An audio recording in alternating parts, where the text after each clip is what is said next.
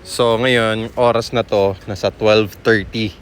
Midnight na tayo, okay? So meron tayong mga security guard na naka-outpost dyan per building. So talagang alerto yung mga security guards natin. Tapos activated yung mga CCTV camera natin, yan no? Yung may ilaw niyan, CCTV camera yan.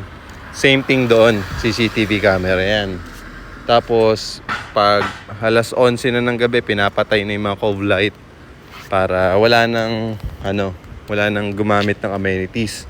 Pero pwede ka rin pa naman tumambay dyan kahit ganitong oras. Pero yun nga, wala lang siyang ilaw. Kasi masarap tumambay mga ganitong oras, di ba? Kung nagpapatunaw ka ng midnight snack mo or hindi ka pa makatulog, di ba? And then gusto mo magpahangin talaga sa labas. So pwede. Ayan oh. So marami nang nakalipat, marami nang nakatira dito. So 12:30 na to ng madaling araw dito sa project. Tapos doon nakalagay yung ating clubhouse, tsaka yung ating coffee shop, Alpha Mart, outdoor gym, children's playground. So ayan, nakikita nyo yung clubhouse, di ba? May takip lang na tent kasi merong bazaar. So nandyan located yung ating coffee shop and then yung Alpha Mart.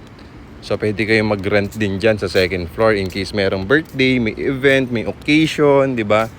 Pwedeng gawing reception, di ba? Pwede dyan.